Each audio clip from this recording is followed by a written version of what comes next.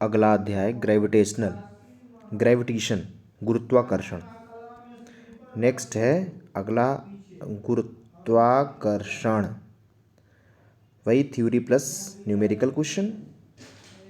Gravitation क्या होता है, गुरुत्वाकर्षण क्या होता है, ग्रेविटेशन होता क्या है। सबसे पहले हम आपको बताएं, जैसे कि इसमें क्वेश्चन एक बन जाता है, जैसे कि 3-4 बल दे देंगे और उसमें पूछेंगे सबसे क्षीण मौलिक बल कौन सा है या सबसे कमजोर कौन सा है। तो याद रखिएगा, जो गुरुत्वाकर्षण बल है वह सबसे कमजोर बल है।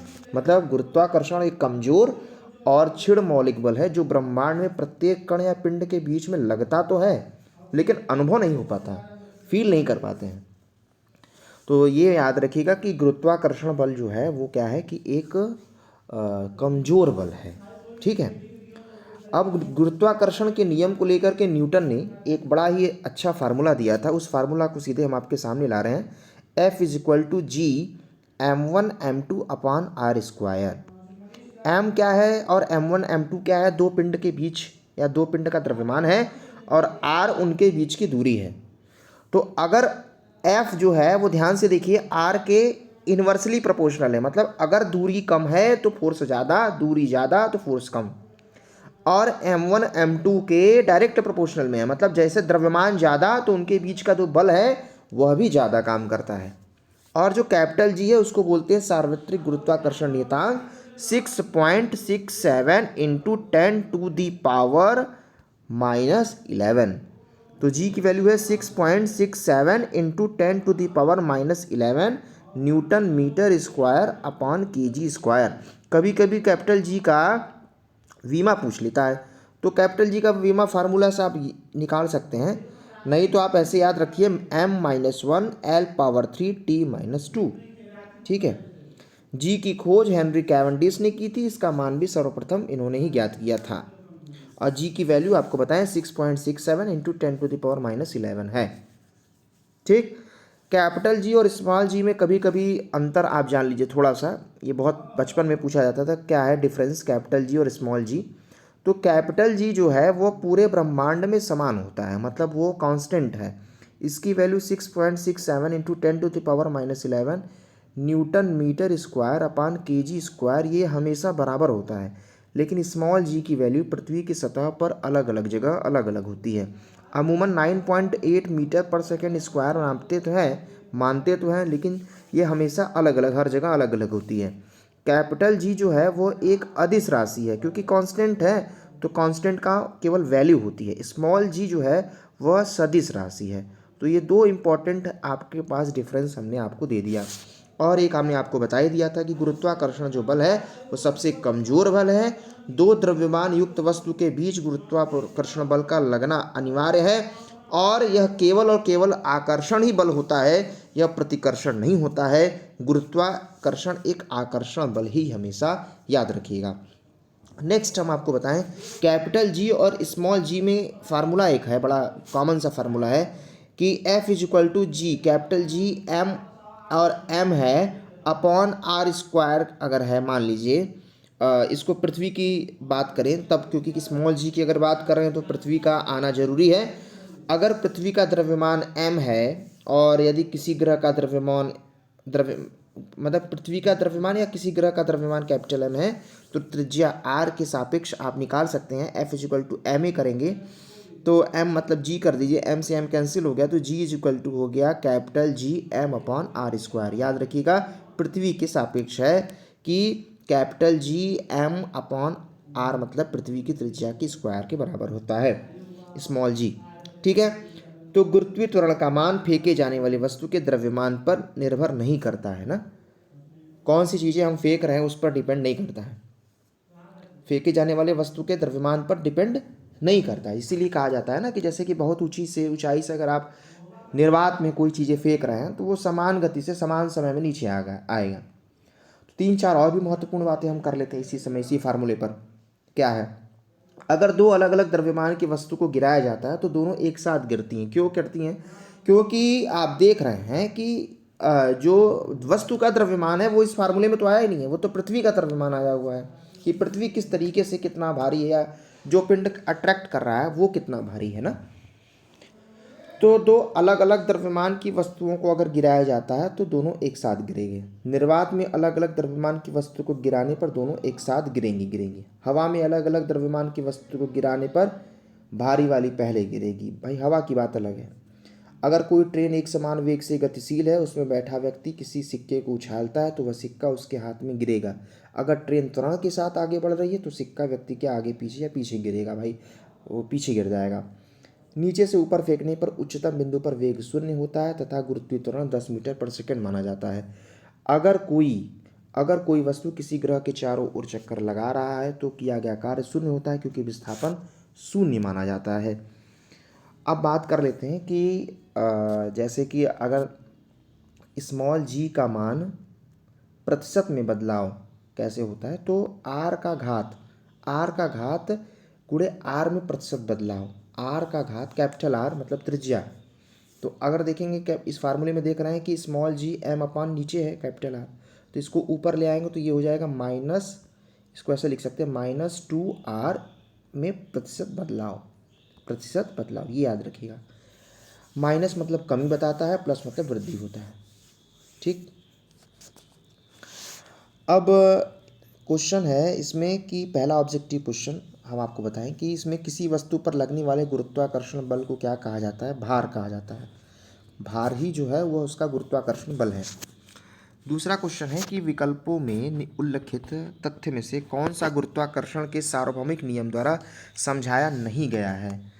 तो वह बल जो हमें धरती से बांधे रखता है, ग्रहों के चारों ओर सूर्य की गति, पृथ्वी के चारों ओर चंद्रमा की गति, चंद्रमा और सूर्य के कारण ज्वार भाटा, तो इसमें क्या है समझाया नहीं, गुरुत्वाकर्षण के सार्वभौमिक नियम द्वारा समझाया नहीं गया। वह है ग्रहों के चारों ओर सूर्य की गति, ये नहीं समझाया गया। नेक्स्ट आपके सामने क्वेश्चन है, ये है निम्न में से एक कमजोर बल। तो अभी आपको बताएं कि कई सारे बल पढ़ेंगे, लेकिन सबसे ज़्यादा कमजोर बल जो होता है वह होता है गुरुत्वाकर्षण का नियतांक होता है। गुरुत्वाकर्षण नियतांक कैपिटल जी का मान अगर बात करें तो आप देखेंगे 6.67 10⁻11 न्यूटन मीटर स्क्वायर प्रति केजी स्क्वायर, यही चौथा वाला है। बहुत ही ध्यान से आप वैल्यू केवल मत देखिए, उसका मात्रक पर भी ध्यान दीजिए। क्वेश्चन नंबर 5 है, ब्रह्मांड में किन्हीं दो निकायों के बीच गुरुत्वाकर्षण बल किस पर निर्भर नहीं करता।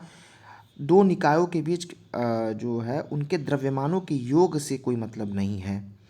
दो वस्तुओं के बीच की दूरी को यदि 2 गुना कर दी जाए तो पक्का है कि वह भाई दूरी बढ़ाएंगे तो गुरुत्वीय बल जो है वो कम होगा, वो 4 गुना कम होगा, क्योंकि जो आप फार्मूला पढ़े हैं उसमें आर जो आता है नीचे आर स्क्वायर के केस में आता है, मतलब अगर दुगुना कर दिए तो वो 4 गुना हो गया, मतलब 1/4 हो गया। 7वां क्वेश्चन है, ब्रह्मांड में प्रत्येक वस्तु एक अन्य वस्तु को एक बल के साथ आकर्षित करता है और जो कि वर्ग के विपरीत अनुपातिक है, उनके मध्य की दूरी के अनुपातिक है। 8वां है, दो वस्तुओं के द्रव्यमान का गुणन का सीधा अनुपातिक है, गुरुत्वाकर्षण बल के बारे में बताया गया, और उनके बीच की दूरी के वर्ग के सीधे अनुपातिक है। सीधे अनुपातिक तो नहीं है, वह विपरीत है, मतलब वह क्या है विपरीत अनुपातिक है, जिसको आप इनवर्स प्रोपोर्शनल बोलते हैं। कैपिटल जी का एसआई मात्रक न्यूटन मीटर स्क्वायर प्रति केजी स्क्वायर है। तो प्रति केजी स्क्वायर, ये देखिए केजी पर -2 लगा हुआ है और प्रति का हटा दिया है, बड़े ध्यान से देखिए, बहुत माइन्यूट है। न्यूटन मीटर स्क्वायर प्रति केजी स्क्वायर, या तो इसको ऐसे लिखिए या तो ऐसे लिखिए newton metre square KG power -2, बात एक ही है। ठीक है। नेक्स्ट है कि कौन सा प्लैनेटरी बॉडीज के लिए कैपलर के नियमों में से एक सही बैठता है। तो यह है अक्षीय या ऑर्बिटल अवधि ग्रह के द्रव्यमान पर निर्भर करता है। ठीक है, अक्षीय गति जो है वो ग्रह के द्रव्यमान पर निर्भर करता है। अच्छा, जब प्लैनेटरी से सिस्टम आ गया तो एक है लॉ ऑफ प्लैनेटरी, एक क्वेश्चन है लॉ ऑफ प्लैनेटरी, जिसको बोलते हैं ग्रहों का नियम। और ग्रहों के नियम को कैपलर ने दिया था। ग्रहों का नियम इसको कैपलर साहब ने दिया था। ग्रहों के ग्रहों के लिए कैपलर ने 3 नियम दिए, एक है कक्षा का नियम, दूसरा क्षेत्र का नियम, तीसरा परिक्रमण काल का नियम।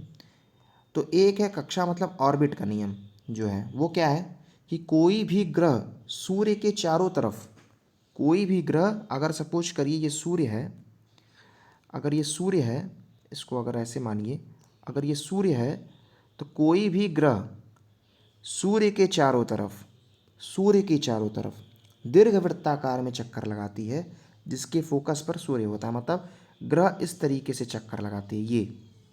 ये ग्रह का कक्षा है।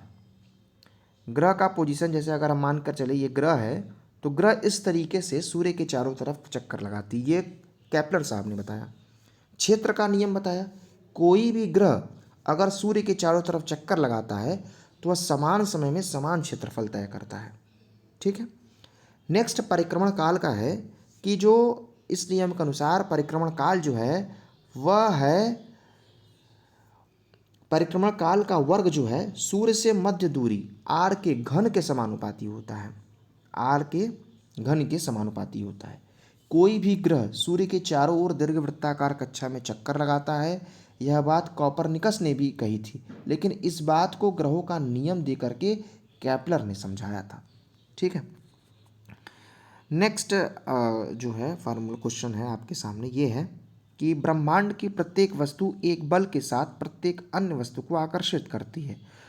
और इसका ये फार्मूले पर आप एकदम बैठा सकते हैं। द्रव्यमान के गुणन के अनुपातिक और उनके बीच के व्युत्क्रमानुपाती होता है। तो ये पहला, दो वस्तुओं में से एक का द्रव्यमान 2 गुना हो जाने पर दोनों वस्तुओं के बीच जो बल है वो भी 2 गुना हो जाएगा, क्योंकि Gm1m2 होता है। ब्रह्मांड के प्रत्येक वस्तु दूसरे वस्तु को एक बल द्वारा आकर्षित करते हैं, उनके द्रव्यमानों के गुणन के बराबर होता है। यदि दो वस्तुओं के द्रव्यमानों को 3 गुना कर दी जाए तो बल 9 गुना हो जाएगा। भाई 3 और 3 करेंगे दोनों को, तो 3 3 का 9 हो जाता है। 15 क्वेश्चन, प्रत्येक या पृथ्वी वस्तुओं को अपनी ओर आकर्षित करता है, इसे गुरुत्वाकर्षण बल कहते हैं। किसी पिंड का भार न्यूनतम कहाँ पर होता है? तो भूमध्य रेखा पर। अब देखिए भार का जो कंसेप्ट है वो जी से पता करते हैं। भार का जो कंसेप्ट है वो हम जी से पता करते हैं, और जो जी है वो हमारे पृथ्वी पर अलग जगह पर अलग अलग होता है। ठीक है। तो आइए जी के बारे में पढ़ लेते हैं थोड़ा। जी के मान में परिवर्तन टॉपिक है। जी के मान में परिवर्तन, इसको थोड़ा हम ब्लैक से पढ़ लेते हैं। जी के मान में परिवर्तन कहाँ कहाँ होता है? देखिए, पृथ्वी की सतह से ऊंचाई के कारण, अगर ग्रह का द्रव्यमान m है, त्रिज्या r है, ग्रह के सतह से अगर h ऊंचाई पर हम गए हैं और m द्रव्यमान की वस्तु है, तो h ऊंचाई पर गुरुत्वीय त्वरण का मान जो होता है, g डैश जो होता है, वह g है, m है, r प्लस h का होल स्क्वायर। तो अब बताइए g का मान क्या है? तो ऊंचाई बढ़ने पर गुरुत्वीय त्वरण का मान घट गया कि नहीं घट गया? अब देखिए, इसी पिंड या एक ग्रह है, हम खोद करके नीचे जा रहे हैं। ठीक है। द्रव्यमान की वस्तु है, सतह d गहराई के नीचे चले गए, तो अब जो g डैश हो गया वह हो गया g1 minus small D upon r। पृथ्वी से सतह से गहराई बढ़ने के कारण भी गुरुत्वीय त्वरण का मान घटता है। ठीक है। और अगर मान के चलिए धीरे धीरे आप कहाँ चले गए, आप अगर वस्तु पृथ्वी के केंद्र पर हो गया, आर और डी बराबर कर दिए हमने वस्तु ने, भाई ये वस्तु था, अगर वो स्मॉल डी पोजीशन पर है और पृथ्वी की त्रिज्या है आर, तब तो ठीक है। लेकिन आर और डी अगर बराबर कर दिए तो पृथ्वी के केंद्र पर स्मॉल जी जो है या गुरुत्वीय त्वरण है वो 0 हो जाता है। तो पृथ्वी केंद्र पर गुरुत्वीय त्वरण का मान 0 होगा। ठीक है। थर्ड क्वेश्चन जो है, थर्ड जो इसका केस है, पृथ्वी के घूर्णन गति के कारण, पृथ्वी घूम रहा है तो उसके कारण क्या होता है? तो देखिए, अगर पृथ्वी घूम रहा है, जैसे ये है पृथ्वी, ये है एक्सिस पर घूम रहा है, ये सपोज करिए अपने ध्रुवों पर। ठीक। एक फार्मूला होता है घूर्णन गति के कारण, जो जी डैश होता है, ये निकलता है g minus r omega square cos square lambda. ठीक है। अब देखिए, विषुवत रेखा, ये है विषुवत रेखा, तो विषुवत रेखा पर जो लैम्डा की वैल्यू होती है वो होती है 0, तो कास 0 की वैल्यू होती है 1, तो जी डैश की वैल्यू हो गई, जी डैश की वैल्यू विषुवत रेखा पर जी माइनस आर ओमेगा स्क्वायर। अब पोल की बात करें तो लेमडा की वैल्यू हो गई 90 डिग्री, पोल पर लेमडा की वैल्यू हो गई 90। अब जब 90 हो गई तो ये 90 करेंगे तो ये हो जाएगा 0, तो जी डैश की वैल्यू हो गई जी। तो अब आप हमको बताइए निष्कर्ष क्या निकला कि ध्रुवों पर गुरुत्वीय त्वरण का मान विषुवत रेखा की तुलना में अधिक होता है। विषुवत रेखा से ध्रुवों की ओर जाने पर गुरुत्वीय त्वरण का मान बढ़ता जाता है। भाई ये है विषुवत रेखा, यहाँ से आप जैसे जैसे ऊपर जाएंगे तो गुरुत्वीय त्वरण का मान बढ़ता है। निष्कर्ष यही निकल रहा है ना, क्योंकि भाई विषुवत रेखा पर जी डैश माइनस के साथ आ रहा है और ध्रुवों पर जी डैश जी के बराबर आता है। तो विषुवत रेखा से ध्रुवों पर अगर हम बढ़ेंगे तो जी की वैल्यू जो होती है वो बढ़ती चली जाती है। ध्रुवों से अगर विषुवत रेखा कर आएंगे तो ऑब्वियस की बात है कम होती जाएगी। पृथ्वी की घूर्णन गति बढ़ा दीजिए, ओमेगा की वैल्यू बढ़ा दीजिए या घटा देने से ध्रुवों पर गुरुत्वीय त्वरण का मान में कोई बदलाव नहीं आता, क्योंकि जी डैश जी के बराबर है, वहाँ पर ओमेगा से कोई मतलब ही नहीं है। पृथ्वी की घूर्णन गति बढ़ाने से विषुवत रेखा की अगर बात करें, देखिए क्योंकि वहाँ ओमेगा आता है, तो अगर विषुवत रेखा की अगर बात रहे तो गुरुत्वीय त्वरण का मान घट जाता है तथा 17 गुना से अधिक कर देने पर शून्य हो जाता है जी डैश की वैल्यू। ठीक है, पृथ्वी के घूर्णन गति कम करने पर गुरुत्वीय त्वरण का मान विषुवत रेखा पर बढ़ जाता है। भाई ओमेगा की वैल्यू कम करेंगे तो जी डैश ऑब्वियस की बात है बढ़ता चला जाएगा, ओमेगा की वैल्यू ज़्यादा करते जाएंगे तो जी डैश की वैल्यू कम होती चली जाएगी। इस फार्मूले से आप इस चीज़ को समझ सकते हैं, ठीक है, कि कहाँ पर शून्य होता है, विषुवत रेखा और ध्रुवों पर क्या क्या होता है। तो एक लाइन में अगर हम बात करें तो एक लाइन में आप बात करें तो ऐसे ही होता है। पृथ्वी के केंद्र पर क्या होगा, विषुवत रेखा पर क्या होगा और ध्रुवों पर क्या होगा, ये तीन चीज़ें। तो केंद्र पर शून्य होता है, विषुवत रेखा पर कम होता है, ध्रुवों पर ज़्यादा होता है। याद रखिएगा, यही तीन चीज़ें याद रखिएगा, जी की वैल्यू। ठीक, नेक्स्ट है तो किसी पिंड का भार न्यूनतम। अब भार न्यूनतम कहाँ होगा, तो ऑब्वियस की बात है जहाँ पर जी की वैल्यू कम होगी। पृथ्वी पर जी की वैल्यू कहाँ कम होती है, विषुवत रेखा पर कम होती है, तो वही स्थान होगा। 17 क्वेश्चन है, 17वां। गुरुत्वाकर्षण बल प्रत्येक वस्तु के बीच मौजूद होता है, परंतु इसे तब तक महसूस नहीं किया जाता जब तक कि वस्तुओं का द्रव्यमान बहुत अधिक हो, जैसे कि ग्रहों में, नहीं तो नहीं होता। ये बात सही बात है कि सभी वस्तुएं जो पृथ्वी पर हैं उन सबके बीच गुरुत्वाकर्षण बल कार्य कर रहा है। बशर्ते क्या है कि हमारा द्रव्यमान उतना नहीं है जिसके कारण हम लोग गुरुत्वाकर्षण बल को अनुभव कर पाए। 18वां क्वेश्चन, निम्नलिखित में से गलत कथन को चुनिए। तो यदि लिफ्ट किसी त्वरण से ऊपर की ओर जा रही है और किसी पिंड का आभासी भार उसके वास्तविक भार से कम होता है, ये गलत क्वेश्चन है। गुरुत्वीय त्वरण जी आकृति द्रव्यमान पर निर्भर नहीं करता है, एकदम सही बात है। जी का मान ध्रुवों पर अधिकतम होता है, जी का मान भूमध्य रेखा पर न्यूनतम होता है। तीनों कथन सही है, चौथा गलत है। ठीक है, और 19वां क्वेश्चन है कि निम्न में से कौन सा कथन असत्य है, तो इसमें है केवल और केवल डी असत्य है, बाकी सब सही है। ठीक, एक पत्थर किसी स्प्रिंग तुला पर बंधा हुआ है, निम्नलिखित स्थिति में कौन सा स्प्रिंग तुला के रीडिंग में सबसे कम भार दिखाई पड़ेगा। तो जब वह पत्थर किसी बीकर में लिए पानी में पूरी तरह से निमज्जित होगा, मतलब डूबा होगा, तब वह सबसे कम भार दिखाई पड़ेगा। और जब सीधे ऊपर की ओर फेंका गया एक पत्थर शीर्ष पर पहुंचता है तो उसका वेग शून्य हो जाता है और त्वरण 10 मीटर। ये याद रखिएगा, जब वो मैक्सिमम पहुंच जाता है तो वेग शून्य हो जाता है। कब कहा जाएगा कि कोई पिंड मुक्त रूप से गिर रहा है, जब उस पर केवल और केवल एक बल, गुरुत्वीय बल कार्य करे। एक व्यक्ति लिफ्ट के अंदर वजन पैमाने पर खड़ा है और लिफ्ट ऊपर की ओर तेजी से जा रही है, तो पैमाने में वजन अधिक दिखाएगा। एक वस्तु पर लगाया गया गुरुत्वाकर्षण बल को क्या कहते हैं, तो इसको बोलते हैं वजन। क्या बोलते हैं इसको कहते हैं वजन कहते हैं। ठीक है, अब नेक्स्ट क्लास में मिलते हैं, धन्यवाद।